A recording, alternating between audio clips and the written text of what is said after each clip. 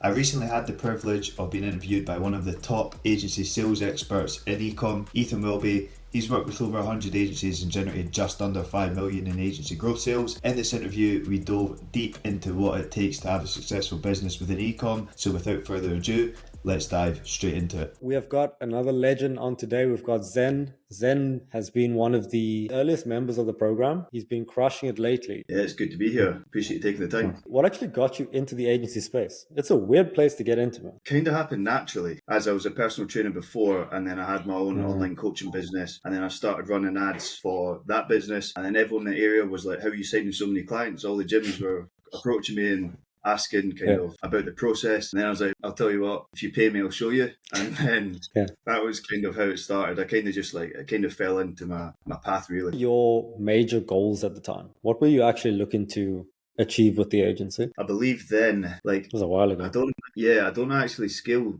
or have like a scale and mindset in terms of a revenue number, which is strange. I like to scale in the sense that I buy back time and deliver a better efficient service, because like the reputation to me is more important than the revenue in terms of like actually having a positive impact for the clients. So I didn't have like this crazy revenue goal. I just wanted to buy back the time on the leverage, on like the high leverage tasks that are outstanding. I obviously wanted to increase my revenue as well, and it has increased. But that's as a result of delivering a better service, refining those systems, and ultimately being more efficient overall as an agency. In the grand scheme of things, people don't think like that, and it's so crazy that they don't. You would think it's like the first thing that you would focus on, actually getting results for your clients. But I'm so glad you said that. You're obviously very good at delivery. A lot of people aren't. Do you have any advice for people to improve their client results? I've got the solution for that. So every single week I dedicate some time just for additional learning. Usually I'm looking at like speakers on AdWorld, and then I'll go through and I'll look at like their personal brand and see what kind of things they're putting out there. So at least every week I'll watch something like a video on AdWorld or a video from like some of the best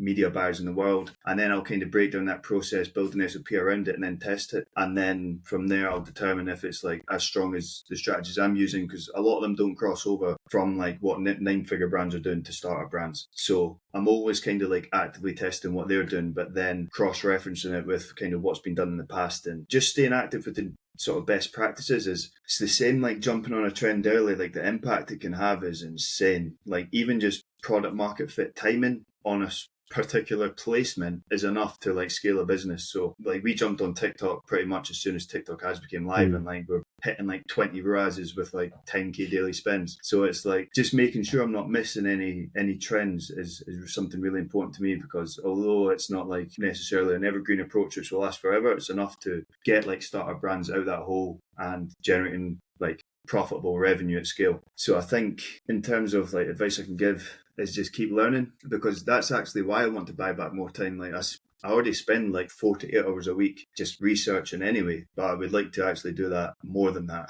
as the goal is to become like the best. It's not just to kind of sustain what I'm doing. I want to get as many of the tasks I can off my plate that's not directly to do with service delivery, as I can't let go of that, and I won't let go of that. But I think that's the best advice I can give, is to sort of keep researching. That's excellent. Like it's the complete opposite from what most people are doing, where they think that it's like you can just start an e-com agency, hire a media buyer, you're out, you go chill in Bali. It's like you're proactively learning and then actively freeing up time so that you can learn more and actually get better. Like most people don't do that at all. You probably know, like people not doing it. Oh, I've consulted for over 15 agencies, and I'll leave that at that. The next thing I wanted to ask as well is, because you're essentially solving problems that most agency owners never solve. So the first is delivery. The second is actually decentralization. I mean, do you firstly just want to describe what decentralization is to you? Because most people don't know what that even is. Yeah, so the way I would describe it is you want to basically take all the tasks, the sort of high leverage tasks that take the most of your time off your plate, put it in an SOP. If it's possible to hand it off to someone else, hand it off. As let's say you're shooting a Black Friday strategy, and I used to shoot like 15 looms, which take like 50 minutes each, but now I just shoot like one conceptual video break down like the tangible details that we need and send them one. And like little things like that make all the difference when it comes to decentralization. And it's just kind of like there's like a graph I saw in the course, which you described it well, where it's like there's all these little lines pointing to you, and it's like the second you step away, it's like the business falls apart. And that's another thing which, from a safety perspective, needs to be in place just in case, like you actually want some time to yourself, or if like 100%. something was to happen, the business crashes. So it's kind of hard for me to do that completely, but I do it where I can, essentially. Yeah. 100%. Like for people that don't know, like you explain it perfectly. It's kind of just like removing yourself as the link to everything in the agency. So like client support goes through you, client delivery goes through you, sales goes through you, bookings go through you. And what you've done is removed yourself as the link from all those things so that things can operate by itself without you needing to, be there 24/7.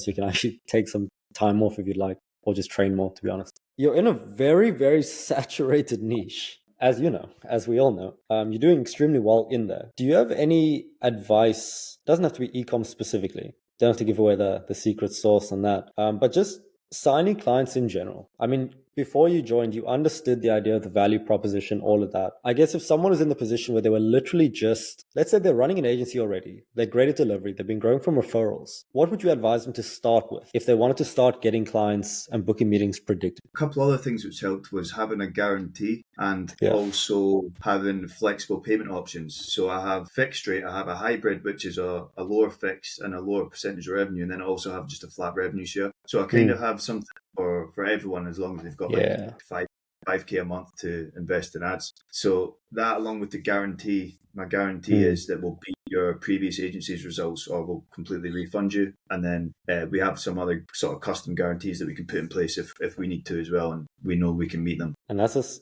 such a good point. It's like almost everything stems from just being good at what you do. It's like we've seen people in the past where it's like, I'll tell them, like, just talk about your case studies and have a good guarantee. And then it's like, you'll sign clients. They're like, I don't have case studies and I can't do a guarantee. I'm like, why? Because I can't guarantee results. Like, that's a problem. I think that the way that you're doing it now is fantastic. I think, like, to be honest, and correct me if I'm wrong, but it's like, you could have scaled a lot faster, but you're choosing not to. It's like, you could just spam bookings, sales reps, but you're like, no, like, I want to do it right. What's your thinking behind that? It comes into just kind of being able to sleep at night, to be honest, because I have friends that I was around online and like I went on holidays with, and like close friends that are in the space that scaled their agency like 200-300K plus a month, and like they're getting their rewards from that. But I'm obviously not going to name them, but I've consulted for their media buying teams before, and the churn rate is just so high. So like they've just went like mass client acquisition, but then they're churning like 4 or 5 clients every month, and it's an ongoing cycle, and like it's a hard working ongoing cycle. Like that's hard to sustain, and eventually like it's going to fold, and actually most of them did fold. So it's like, if I could make an extra 100K a month but deliver a worse service and increase my workload substantially, like it doesn't actually, like that's not going to benefit my life. Like there's a certain amount of revenue you can make, and then like I can do what I want, and I've kind of reached that already. So it's like, would I rather not sleep at night, have headaches, have like loads of these operational issues, and make a few hundred and make an extra 100K, or should I just make what I make and be able to deliver a good service and get a good reputation and have good longevity for the business? I would kind of choose the first one. And the only reason my mindset is around this is because ads are so complicated. If I had a more simple business model, I would be more than happy to outsource all of it, even if they could do it to an 80% standard, which I know is kind of what you quite commonly talk about. As long as they can do like 80% efficiently and then you can oversee the other 20%, then that's enough. But for me, I'm not going to be able to find someone that's going to be affordable enough and not rip off clients and then outsource it. It's just not possible. 100%, man. I agree completely. Like we take the same approach. It's like we could have scaled with ads, just ripped it, but we just want to build the product. So good stuff, man. Last thing I just wanted to ask you is, let's say you were speaking to yourself, let's say 3 years ago, or an agency owner they've got clients, they know how to deliver, but they're just not where they want to be. They're doing everything themselves. Whole thing's